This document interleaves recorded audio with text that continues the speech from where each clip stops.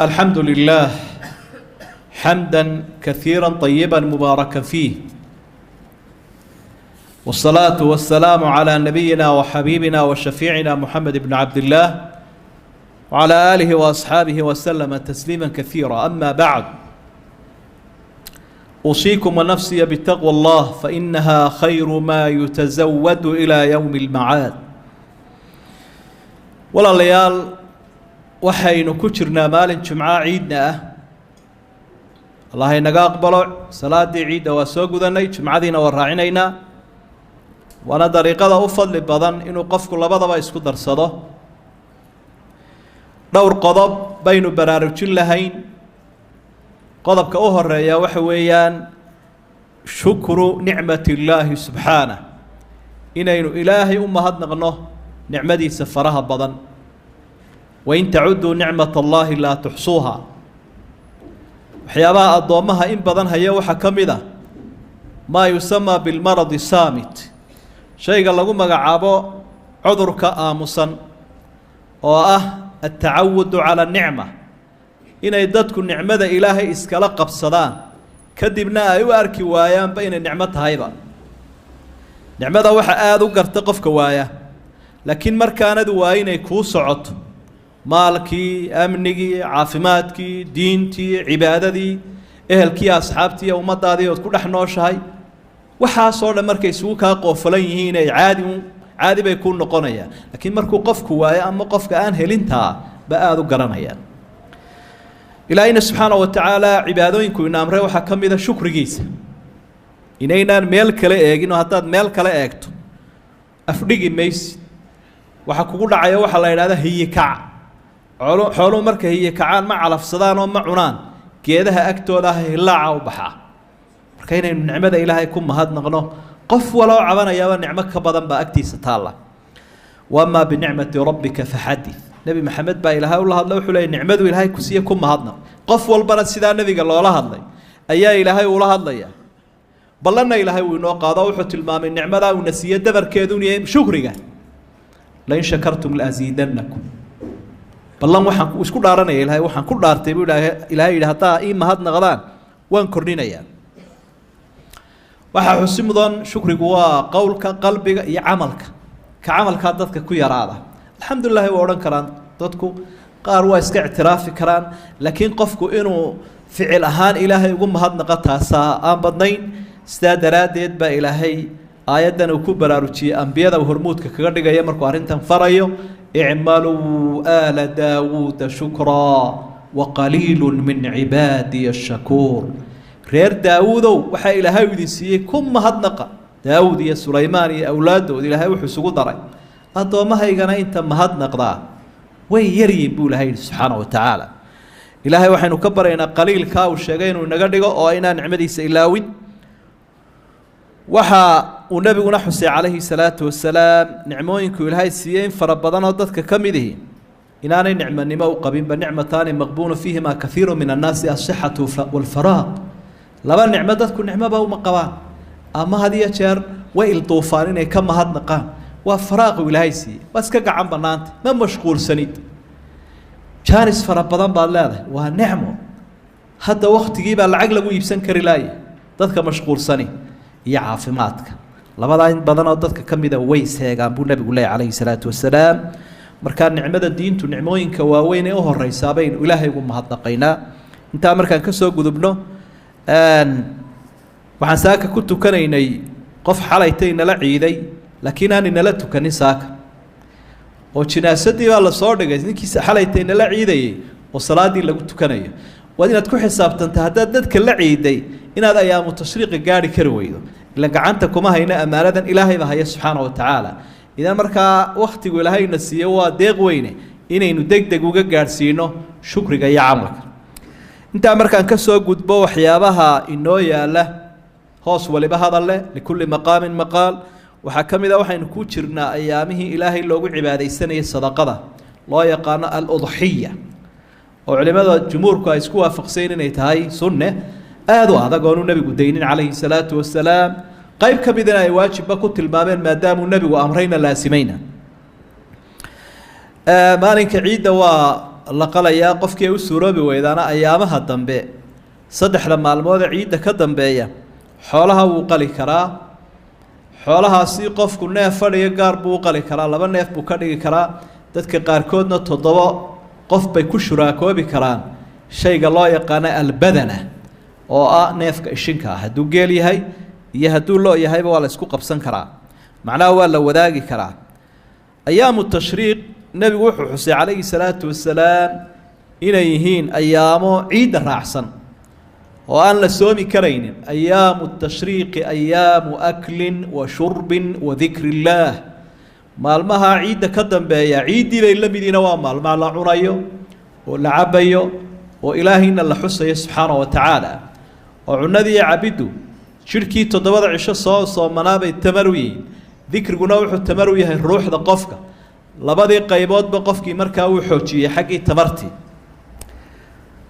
waxaa xusid mudan inaynu ogaano furuuq inay leeyihiin labada ciidood waxyaabaha ay ku kala duwan yihiin oo tahay qofka muslimkii aqoon ahaan inuu ogaado waxaa ka mid ah inaanu qofku soomi karaynin ayaamu tashriiq 5 maalmood baan la soomaynin sanadka labada ciidood iyo 3 maalmood ee soo socda ee ciidda Carafa ka dambeeya marka waa ayaamihii ciidda la socdaan lama soomi karayo qofkay kaga hagaagaan isniintii iyo khamiistii iyo soomkooda ma banaano ma ansaxayo furuuqdaas waxaa ka mid ah xagga waqtiga way ku kala duwan yihiin oo nabigu calayhi salaatu wasalaam ciidan udxiyada waa dadajin jiray si xooli loo qalo ciida kale ee zakaat fidrigana zakada la bixinayo zakaat fidrigana uu yara dib dhigi jiray si zakadii loo bixiyo waxay ku kala duwan yihiin sadaqadoodu mid waxa weeye zakaat fidri baa la yiraahdaa waa waajib raashin baa la bixiyaa oo gurmadka ayaamaha loo gurmanayo fuqaradii masaakiinta waa raashin la siiyo oo stoorka iyo kaydka loo dhigo sadaqada la bixinayo ciidul adxaana waa in qaybtii nafaqada iyo tamarta qofka laga taageero hadigii iyo xoolihii udxiyada la qalo waxay ku kala duwan yihiin ciidan ciidul fitr waa la sii afuraa ciidan kalena waa la sii soomanaadaa ilaa salaada laga tukanayo waxay ku kala duwan yihiin xagga takbiirta oo imikayna sugaysa oo ilaa 3 maalmood ka dambeeya ciidda maalinka 13 casarkiisa ayaa lagu joojinayaa takbiirta aynu wadno aynu ilaahay u takbiiranayno subxaanahu wa tacaala waxaynu ku baraarugsanaanaynaa walaalayaal arrinta lixaada inaynu ogaano annana fi lashhuri alxurum bilihii xurmada lahaa ee qiimaha badnaa inaynu ku jirno bilaha xurmada leh ilaahay ictiraafsan yahay wax lagu tirsan karaa waa 12 baa ilaahay suuratu tawba ku yidhi minha 4 xurum 4 bilood baa ka mid ah xurmo leh falaa tadlimuu fiihinna anfusakum haddaba naftiinna ha dulmiina oo xaaraanta iyo xumaanta ha samaynina way ka sii dembi badan tahay dembigii maalmaha kale la samaynayay marka ashhuru xurumku ixtiraam gaar bay leeyihiin in la weyneeyo la ilaaliyo xaqoodana weeye sidaa daraaddeed baa waxa aynu iska ilaalinaynaa almukhaalafaat sharciya waxa la wixii sharcigu diiday inaynu la nimaadno ee dhaqan xumo ah ee godobaha laga galayo ilaahay subxaanahu wa tacaala ama addoomaha laga galayo waxaa ka mid ah maalmahan ciidda dadku marka ay farxayaan safar bay galaan aanay ka fiirsanin talow xalaal ma yahay mise waa xaaraan laga yaabaa hablihii iyo hooyooyinkii inay keligood iska socdaan masaafo dheer oo ay u baahan yihiin cid raacda waxaa iska dhacda ikhtilaadka wiilasha iyo gabdhaho aada isu dhex gala oo ama saaxiibada sheeganaya ama qaraabo oo laga yaabo inay deegayaan isu yihiin isqaawinta ayaa iska badan ayaamaha dadku xaragada yidhaahdaan waa jecelnahay markaa hablihii baa lasoo bandhigayaa timahoodii iyo dadka dhaqanka Soomaalidana wuxuu ahaa inantu ay tima tidcanti ama aan la guursanin waxay oran jireen cawro ma leh inantaas way tima tidcan tahayoo uma baahna malkhabad iyo masar marka la guursadana waxay oran jireen madaxa qari malaa'igta ku nacdalayse waa laba arrimood oo hadda isku mid ah ayay kala saarayaan maadaam dareenkaasi iska jiray abla yareero qaan gaaray ayaa madaxii loo wada banaynaya iyo jirkii arintaasina sax ma aha qofka yar waa in lagu barbaariyaa marka uu yar yahay aadaabta sharciga aadaabta waxa laga bilaabaa xagga adag insaanku markuu yara daciifo meel dhaxay ku soo dhacaysaa laakiin kolka horeba haddii xagga hoose laga bilaabo tarbiyada way sii baaba'aysaa waxaa ka mid a khulwada dada kala ajaanibihi inay isla gooni noqdaan, waxaa ka mid a qamaarka, waxaa ka mid a balwadaha. waxaasoo dhan waa mukhaalafaadka sharciga ah macaasida ah ilaahay inoogu cadhoodo, nicmadana ina weydaarin karta. waxaynu walaalayaal qodobka 7 ku qaadan lahayn inaynu isha ku hayno, dhagaysanno, akhrisanno dardaarankii nebi maxamed sala allahu calayhi wasalam. shirweynihii uu ku sagootiyayey ummadda islaamka muxuu kaga hadlay? waa khudbadiisii loo yaqaanay khudbatulwadaac fii xajati lwadaac. waa khudba lagu tilmaami jiray distooru hadihi lumma, ummaddani nidaamkay raacaysa mustaqbalka ee dhinacyadooda kala duwan.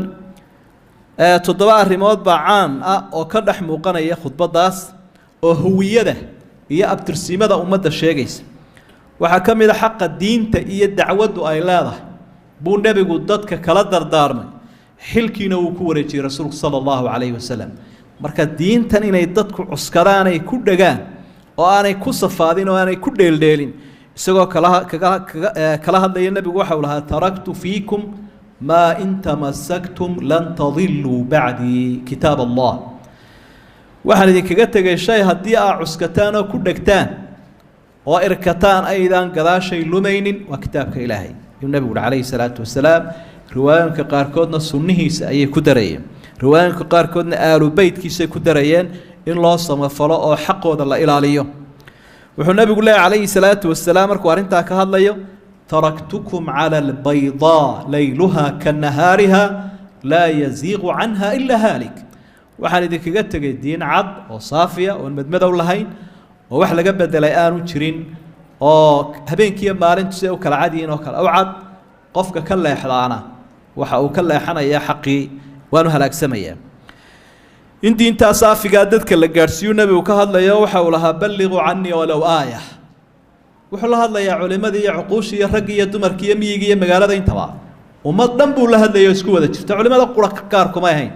balliquu canii walow aaya, aayadna ha ahaatee diinta aan idinku xil wareejiyey dadka iga sii gaadhsiiya buu nebigu uhi calayhi salaatu wasalaam. alaa falyuballiq ashaahidu minkum alghaayib faruba muballaqin awcaa min saamic.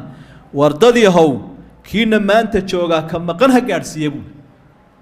mikrafoonlaan buu ku akhriyayaa nebigu calayhi salaatu wasalaam. laakiin mucjisaadka waxaa ka mid ahaa siday asxaabtu leeyihiin, iyadoo 100,000 ay ka badayn baa dhagaha naloo wada furay, qof waliba halkiisuu ku maqlay bay le. waa mucjisaadka nebiga calayhi salaatu wasalaam in codkiisu ilaahay baahiye macnawiya uu siiyey. waxa badan buu hi dad diinta la gaadhsiiyeyoo kii gaadhsiiyeyba ka faham iyo xifdi iyo siyaado batay. xikmaddu inoo sheegayaa nebigu calayhi salaatu wasalaam. marka ammaanada u horraysuu nebigu ka hadlaya waa taa diinta. qof walba gaarkiisii u saarantay, iskaashi baanay ku qumantay in la iska kaashadoo ammaanadaa ehelkeeda la gaadhsiiyo. oo maadaama uu ku xil wareejiyey maalintaa nebigu, asxaabtuna taabiciintii soo gaadhsiiyeen, innagana aynu soo gaadhay bifadli illaahi tacaala inaynu halkii kasii ambaqaadno. wuxuu nebigu ka hadlay huwiyada ummaddan iyo abtirsiimadooda inay ka mid tahay taariikhdoodu. alaa ina azamaana qad istadaara ka hay-ati yowma khalaqa asamaawaati waalard. wakhtigii wuxuu u wareegay buu uhi sidii uu ahaa markuu ilaahay caalamkan abuuray. oo carabtu waxbay ka bedeleen oo bilaha way riixi jireen, wax nasiir la yidhaahday ku samayn jireen. ilaahay amarkiisa sidii wareejintaasi ay u soo socotay, maantuu wakhtigu halkiisii ku soo fadhiistay buu nebigu leeyahy. biluhuna waa 12, 4 xurmada baana ka mid a. xurmadooda in la ilaaliyaa buu nebigu faraya, taariikhdana ummaddu ay ilaashato. oo waxay ka mid tahay waxyaabaha ay asxaabtu ka duulayeen markii ay taariikhdan hijrigaas samaynayeen. wuxuu nebigu ka hadlay calayhi salaatu wasalaam xuquuqda addoomuhu ay leeyihin iyo xurumaadkooda iyo karaamada ay isku leeyihin. alaa ina dimaa'akum waamwaalakum waacraadakum calaykum xaraam ka xurmati yowmikum haada fii baladikum haada fii shahrikum haada. wardadii oo ay ku xadgudbina xuquuqda ay isku leedihiin. dhiiggiinna ha daadinina gardarro, maalkiinna xaqdarraha ku kala cunina, sharaftiinna meel ha kaga dhicina. xurmada intaasi ay leedahay waa xurmada bilahani ay leeyihiin, xaramkani uu leeyahay, maalintani ay leedahay. haddaa muqadasaadka xaq dhowraysaan, xurmadaa dhexdiinna xaq dhowra buu nebigu leeyahy calayhi salaatu wasalaam. wax weyn weeye inaanad noqonin qof daalina, laakiin haddaad doonayso madluum noqo. adiga waxa kaa maqnaadeen, laakiin yay wax kugu maqnaanin. dadka ilaahay inaad iska nabadgelisay kaa nabadgalaan oo aanay aakhiro kuyuu kuu soo gelin وحوين وي وحو النبي قال عليه الصلاة والسلام تحقير أمر الجاهلية وحلا إلى هذا الجاهلية أو دقن كأن إسلام كهين الرميه هذو إن لقى جوري ولا ويدارتيو ومدى دقن كذا وإسلام ويه أنت الدنيا ذو أي شرته مركز الجاهلية دي عربات سيدي لوجا سو جوري جاهلية كلا إن لقول نقض النبي يقول إذا وحول على كل شيء من أمر الجاهلية موضوع وحكستو الرميه جاهلية ده يدقن عن إسلام كهين ولا جا جوري ولا جا تجي وحكى النبي عليه الصلاة والسلام نقاله إنه صحناه تصحيح الاقتصاد هدول نقاله صحناه وهذا حراني حماني قشة عبادة لا أقبلين وعروتي بك أفوبيس وعمرك كاب بلا بركة نقول يا عذابات قدام بينيس مركز النبي وحى ولها كل الربا موضوع ربا كستوى لقيت جاي ربا دي غير كي يجانا وهرينيس عدالة النبي وحى كم إذا عليه الصلاة والسلام إن أنا كسرن قف إلى لني قرابة كيل يا أنيق يا أنلقى لكن ما دوي سمنت أمام الله وأمام الشرع كوحو الله الربا دي وحي الأورنجرا لا يسكول هوا لقى تجي وقت جه هراء إن كلا راعي ربا دا أدير كي عباس بانا أوه الرأية وحى لقى تجي أن السوق هذه وحو النبي محمد كهل لي عليه الصلاة والسلام وأرنت اللي حاد الحقوق الزوجية حقوق الحاسك ويسكول ليهن رجع يدبرك إسقاطه هسهاشن أرين وين marka qoysasku burburaan qofafkuna way kharaabaan qaranka muslimkuna uu baabaaya qoysku waa halka uu ka soo unkamo bulshada islaamka halka ay ka soo unkamayso way in la ilaaliyo aad bay muhiim u tahay marka ay daayartu guursanayaan xiisadaha lagama maarmaanka ay casharada ay tahay in qaataan way xuquuqda xaasku ninku muxuu xaq u leeyahay ooridu maxay xaq u leedahay maxay wadaagaan maxay kala leeyihiin marka isku dhicdhici maayaan midinaka kala ku xadgudbi maayo fattaqullaha fi nisaa dumarka ilaahay kaga cabsada nabigu kelmad baa ku xalaashatay kelmad baa lagugu meheriyay taasal cawradeedii ku xalaashatay wastawsu bin nisaa khayra dumarka khayr isu dardaarma naftaada u dardaaran saaxiibka marka la joogtana waxaad leedahay warxaaskaaga ilaahay kaga cabs war ilaahay kaga cabs wa amaana fa innahunna awaanun cindakum waxay ka dhigan yihiin daraa soo qaadateen oo soo qafaalateen oo agtiina u jooga ayay ka dhigan yihiin ilaahay baa idin sakhiray reer baa dhalay way korsadeen mar alla markay kugu wareegtay ma taqaanaba adigiiba ayaa markaa qadimayo aakhiray marka inaad xaqeeda ilaaliso nabigu calayhi salaatu wasalaam si gaar ah maalinta ay sudul taagay dumarkana uu la hadlo wuxuu walakum calayhinna alla yutina furushakum ahadan takrahuna iyagana waxa xaq loogu leeyahay inay arrinkeen noqdaan arrinkii wanaagsan keentaan amaanadana ilaaliyaan amaanada nafteeda amaanada ubadkeeda amaanada aqalkeeda iyo amaanada adduunka reerka inay inta diin iyo dunyada amaanada ilaaliso waa kaalin buuxis bay noqonaysaa ruuxii dumarka ahayd markaa waana halka ay ugu qurux badan yihiin maantana waxaynu arkaynaa durbaanka la garaacayo ee la doonayo dumarka in banaanka loo soo saaro asalkii baa inaga dayacmaya marka aqalkii iyo ubadku ay burburaan ummadiina ma jirayso ummadaha shisheeye maanta ay yidhaahdo dumarkay taasi horumar u tahay waxa eegtaan ninkaad kaba ka tolanayso kuwiisaa la eegaaye ilbaxnimada idiin sheegayaan bal hadda eega iyo dumarkii halkay dhigeen iyo qoyskoodii siduu u burburay iyo waayeelkii xanaanadu ku daadsan yahay carruurtii xanaanada la geeyey ee xurmadii qoyska iyo jacaylkiiba uu lumayba markaa sidaasuu nabigu calayhi salaatu wasalaam ragga iyo dumarka mid walba gaar isu dul taagay arrintooda marka waajibkaana inaynu qaadanno oo nafteenna aynu ku ilaalinno ooriyaheenna u dardaaranno ubadkeennana ku rabayno ummaddeenna ku hagaagsanaanaysa waxaa toddobaad uu nebigu ka dardaarmay calayhi salaatu wasalaam waxdat alumma ummaddu inay wada jirto qabaa'ilna ku socon mayso qofafna ku socon mayse ilbaxnimada ugu qiimaha badan oo islaamku keenay waxa weeye ummad wada jirto oo ilaahay wada caabudayso qiblo kaliya wada tukanayso qur'aan kaliya wada haysto oo rasuulka calayhi salaatu wasalaam ku wada dayanaya oo isxaq dhowraya oo isweheshanayo isu maqan oon isku maqnayn markaasuu nabigu lahaa calayhi salaatu wasalaam falaa tarjicuu bacdii kufaara yadribu bacdukum riqaaba bacd war intaan adduunka ka tagan idinka dhintay ha noqonina kuwa gaalo ah oo gawda isku haya oo qoloba qolada kale ay laynayso dowlado yar bay isu laynayaan qabiilooyin bay isu laynayaan